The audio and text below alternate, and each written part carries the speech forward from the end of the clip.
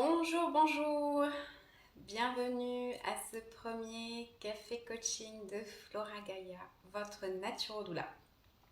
Alors j'espère que vous allez bien aujourd'hui.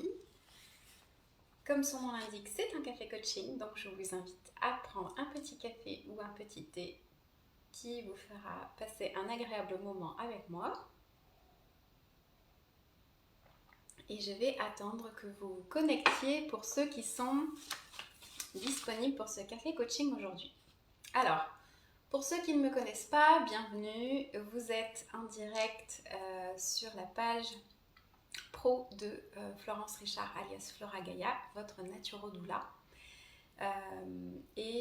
Si vous êtes là pour la première fois, n'hésitez pas à me faire un petit coucou, ça me fera plaisir de vous accueillir dans mon univers. Je vois que vous commencez à vous connecter. Bonjour, bonjour. Dites-moi qui vous êtes, que je puisse vous accueillir.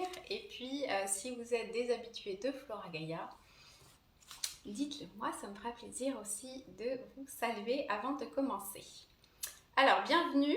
Aujourd'hui, j'ai décidé de commencer une série de café coaching, l'idée étant de vous faire bénéficier gratuitement de quelques trucs et astuces de naturodoula. Donc une naturodoula, c'est quoi? C'est je suis d'abord naturopathe spécialisée en périnatalité et puis doula ou accompagnante à la naissance, coach périnatal.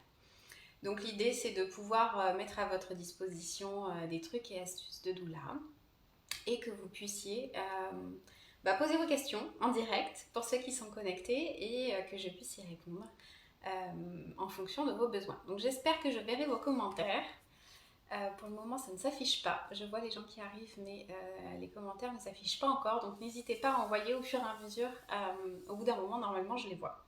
Et je pourrai y répondre. Donc, bienvenue à tous. La thématique du jour, le premier thème de ce premier café coaching, c'est le rôle du papa pendant l'accouchement. Alors, je dis papa ici avec un bémol parce que ça peut être... le coparent, quel qu'il soit, ça peut être un partenaire. Parfois, il y a un papa, parfois, il y a une deuxième maman, parfois, il y a un autre accompagnant, ça peut être une grand-mère, ça peut être une sœur. Voilà, donc c'est vraiment, je dis papa de manière générale parce que c'est en général les papas qui accompagnent les mamans pendant les accouchements, mais ça pourrait être n'importe quel autre coparent ou partenaire qui accompagne la maman pendant un accouchement. Alors, ce dont je voulais vous parler aujourd'hui, c'est quel rôle peut prendre le papa dans un accouchement physiologique. On ne parlera pas par exemple ici de la césarienne parce que c'est un cas de figure qui est complètement différent.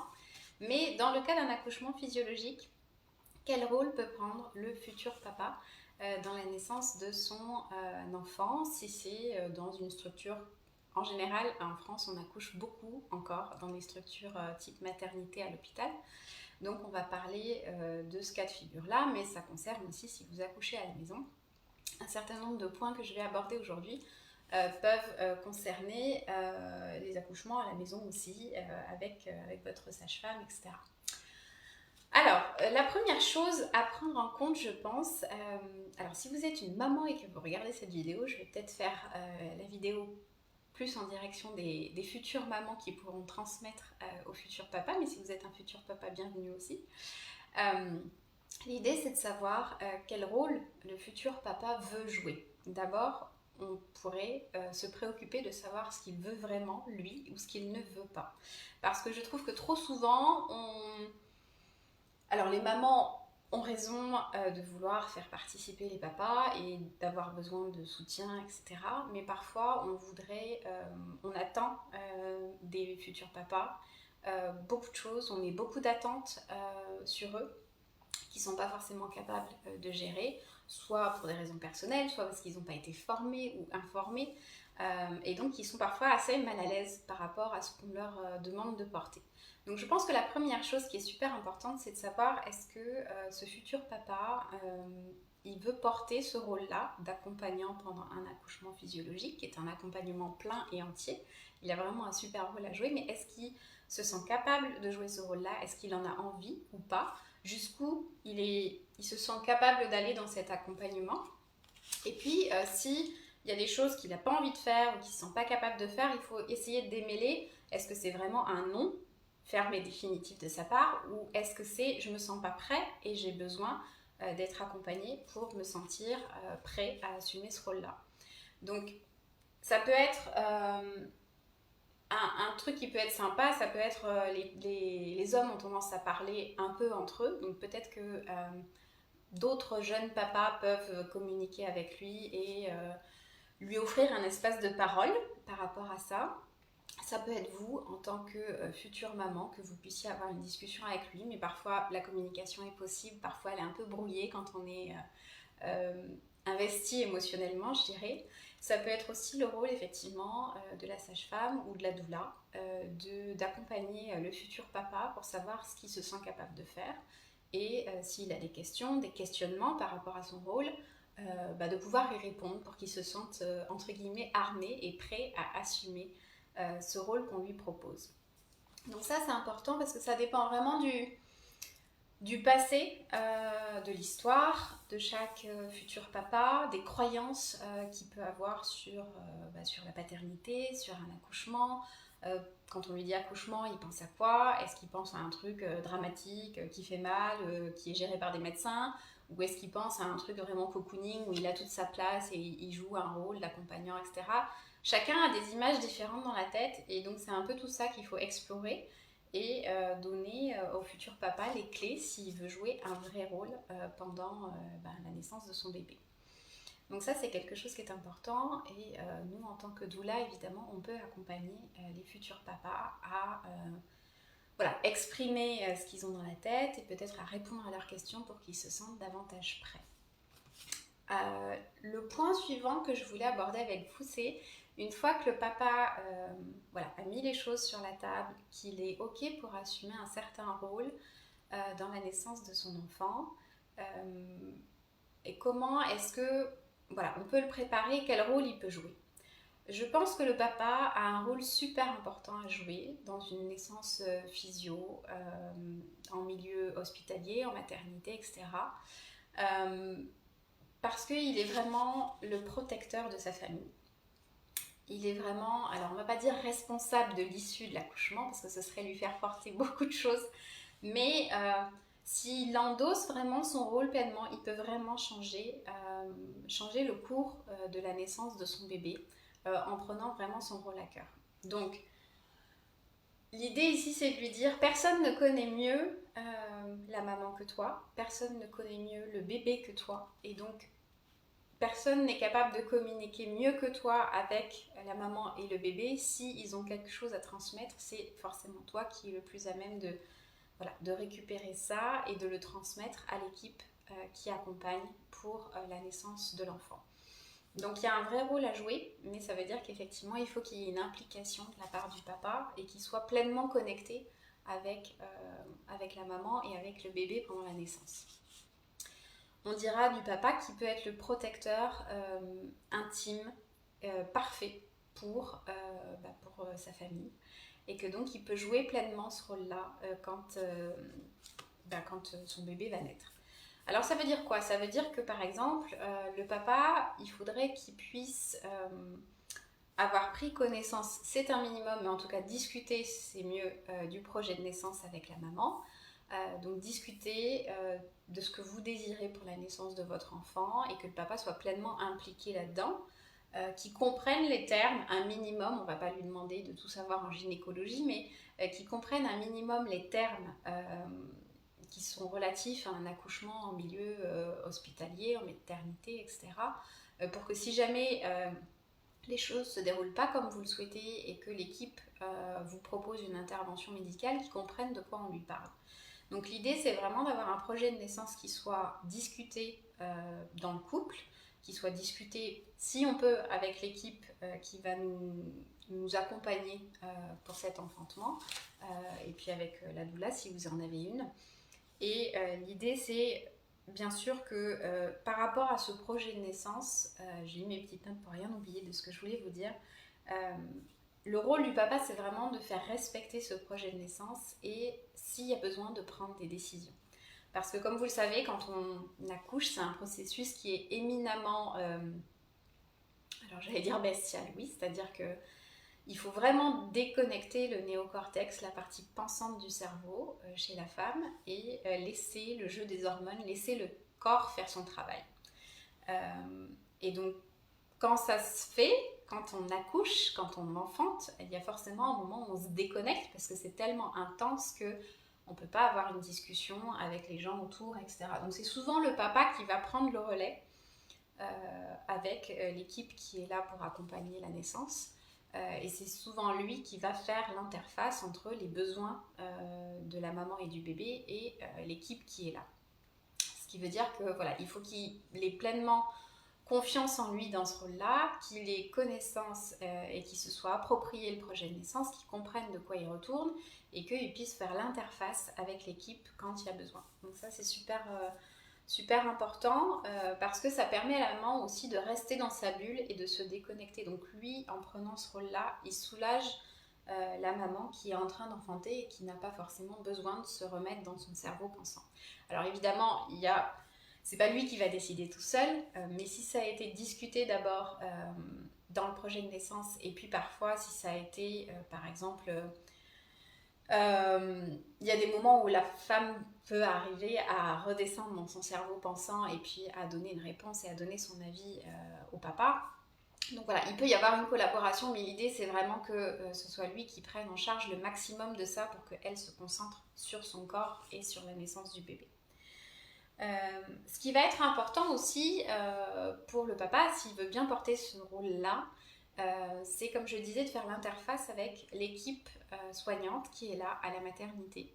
Alors si vous accouchez à la maison, ça peut être la sage-femme, mais bon, c'est plus probablement en maternité.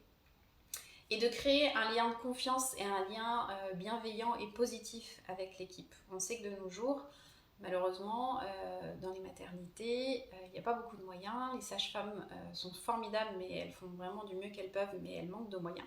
Donc parfois, elles accompagnent 2, 3, 4 femmes en même temps, en train d'enfanter. Et donc c'est des situations ou des conditions de travail qui sont difficiles, donc il faut comprendre que voilà, l'équipe n'est pas forcément... Si vous avez une sage-femme, rien que pour vous, c'est formidable, mais si elle court entre plusieurs mamans qui enfantent, c'est forcément plus tendu. Et l'idée, c'est vraiment de comprendre aussi les besoins de l'équipe qui est là et de pouvoir avoir un rapport qui soit positif et bienveillant les uns envers les autres. Plus le papa va prendre cette place-là et plus il va instaurer un climat de confiance et un climat bienveillant avec l'équipe, et plus les choses se dérouleront bien à la fois pour la maman et le bébé, et puis pour l'équipe qui est là et qui entoure. C'est super important parce que ça va... Les mamans en fait sont hyper réceptives au moment où elles enfantent et elles sentent les ondes là, positives ou négatives autour d'elles. Donc si vous arrivez à créer un climat de confiance, un climat bienveillant avec l'équipe qui est là, si les ondes sont positives autour de vous, ça va forcément favoriser l'accouchement. S'il y a de la tension, s'il y a de l'énervement, si la maman finit par avoir peur, si elle est inconfortable quand les gens rentrent, qu'elle sent qu'il y a de la tension, etc., ça risque de bloquer l'accouchement ou de le retarder, etc., de rendre les choses plus difficiles. Donc plus le papa va prendre à cœur de créer cet environnement favorable et plus ce sera bénéfique pour la naissance de son bébé. Donc ça, c'est super important. Une autre chose qui est importante aussi, c'est que le papa soit toujours là pour y croire. Il y a forcément, quand on enfante, un moment où ça devient difficile parce que c'est hyper intense. On est traversé par un être humain qui se met au monde et c'est forcément hyper intense. Et il y a un moment où, voilà, ce qu'on appelle en général la phase de désespérance, là où on se dit on va pas y arriver, on va mourir, voilà. Et c'est le moment où effectivement, quand le papa est là, quand il accompagne, quand il regarde dans les yeux, quand il dit tu es formidable, tu le fais, tu vas y arriver, c'est super, tu mets notre bébé au monde avec beaucoup d'amour, avec voilà, toutes ces ondes chargées d'amour là, et ben ça peut tout changer quoi. Ça veut dire que la maman elle peut aller au bout souvent elle arrivera à aller au bout de son enfantement si elle a choisi de le faire sans péridurale par exemple, mais même avec une péri, ce sera beaucoup plus facile d'aller au bout si elle sent ce soutien-là de la part du papa ou du coparent qui est là. Donc vraiment être bienveillant, ne pas être dans le jugement si on voit que c'est difficile, et ben on va pas dire qu'elle est nulle et qu'elle n'y arrive pas évidemment. Si elle se met à faire des bruits, à faire des trucs bizarres qu'elle a jamais fait, c'est normal. Et donc l'idée c'est de l'accompagner dans tout ça et de préparer le papa à ce qu'il accompagne la maman à traverser tout ça dans la bienveillance, dans le non-jugement et vraiment avec beaucoup d'amour parce que c'est ça qui va permettre à la maman d'arriver jusqu'au bout. Une autre chose que je voulais vous mentionner et qui peut vraiment faire partie du rôle du papa évidemment, et c'est lié, c'est fournisseur principal d'ocytocine. Donc l'ocytocine c'est l'hormone de l'amour qui va permettre d'impulser des contractions puissantes à l'utérus, de faire naître le bébé dans les meilleures conditions. Donc le papa, le coparent qui est là, c'est celui qui va fournir le maximum d'ocytocine. Donc c'est vraiment donner de l'amour, donner du plaisir, donner des ondes positives, tout ce qui va favoriser la sécrétion d'hormones d'ocytocine quand la maman enfante. Et du coup, ça va permettre évidemment d'avoir un enfantement qui est plus facile. Donc ça peut se faire de multiples façons, mais c'est vraiment voilà, aussi accompagner les contractions. Ça va être accompagner si vous avez une naturo-doula à donner de l'homéopathie, à masser avec des huiles essentielles, à faire des points d'acupression. Le papa peut faire tout ça qui va soulager la maman, accompagner les contractions et lui permettre de traverser la naissance dans les meilleures conditions. Donc, si vous avez une sage-femme, encore une fois, rien que pour vous, qui est là, qui peut vous accompagner pendant toute la durée, c'est formidable. Si vous avez une doula qui est là, qui peut aussi vous accompagner, c'est chouette. Si le papa est tout seul, ce qui arrive assez régulièrement en ce moment en période Covid, voilà, c'est un super rôle qu'il peut jouer. Souvent, les papas, ils ont besoin d'être préparés à ça parce que c'est pas forcément... Voilà, c'est un événement, quand on en arrive peut-être à son 4e ou 5e enfant, on a déjà fait ses armes, entre guillemets, mais quand c'est la première fois ou même la deuxième fois, etc., c'est toujours bien de comprendre ce qu'on va traverser et de pouvoir le faire dans les meilleures conditions. Donc tout ça, c'est un rôle que le papa peut jouer, qui est super important et il est utile que le papa puisse être bien préparé à jouer ce rôle-là s'il le souhaite. Alors il y a des papas qui ne voudront pas, donc il faut le respecter aussi. Il vaut mieux un papa qui est entre guillemets absent et qui ne va pas nourrir la maman d'ondes négatives ou qui ne va pas être énervé, etc. dans la salle d'accouchement. Si le papa veut pas être là, il vaut mieux qu'il y soit pas, plutôt qu'il y soit à contre-cœur. S'il y est et qu'il y ait de bon cœur et qu'il a vraiment envie de jouer de ce rôle-là, c'est super. Et l'idée, c'est vraiment de pouvoir l'accompagner pour que lui soit prêt pour jouer ce rôle, pour vous accompagner, vous, en tant que maman qui allez enfanter votre beau bébé sur cette planète. Donc, voilà, c'était le petit live que je voulais vous faire aujourd'hui. Je trouve que les papas ont un très très beau rôle à jouer, s'ils le souhaitent, et qui est aussi quelque part le démarrage de l'aventure, c'est-à-dire que quand un papa se positionne aussi à jouer ce rôle-là, ça veut dire que quelque part il prend toute sa place pour la suite dans l'éducation de ses enfants, dans la gestion de la famille, etc. Donc c'est un beau projet, mais si vous souhaitez être accompagné, n'hésitez pas parce que voilà, il fut une époque où on ne s'occupait pas des papas et on ne les préparait pas, ce n'est plus le cas. On met à votre disposition des tas de choses pour que vous puissiez, vous les papas, vous sentir prêts. Donc voilà, moi de mon côté en tant que naturo-doula, j'ai un accompagnement qui s'appelle la bulle super papa, qui est un accompagnement en 3 heures pour personnaliser, donc en direct avec le futur papa et si elle le souhaite la future maman, pour le préparer justement à tout ça. Et puis je suis en train de vous préparer une formation en ligne que les papas pourront faire quand ils veulent en cliquant sur les vidéos pour s'informer et pour pouvoir jouer un vrai rôle s'ils le souhaitent. Donc tout ça est en cours et je suis très impatiente de pouvoir le mettre à votre disposition parce que je trouve que les papas ont un rôle formidable à jouer de nos jours dans la naissance de leur enfant. ou les coparents, encore une fois, s'il ne s'agit pas forcément du papa. Donc j'espère que cette vidéo aura pu vous être utile. Si vous avez des questions, si vous n'aviez pas pu être en live, parce que je comprends bien qu'on est en semaine et qu'on est sur des horaires de bureau, pour ceux qui sont au bureau, donc n'hésitez pas à me laisser vos questions peut-être en commentaire dessous et j'y répondrai avec beaucoup de plaisir. Et puis je vous retrouve jeudi prochain pour un autre café coaching de Flora Gaia sur une autre thématique. Et je vous souhaite une très très belle fin de semaine. Salut, prenez soin de vous.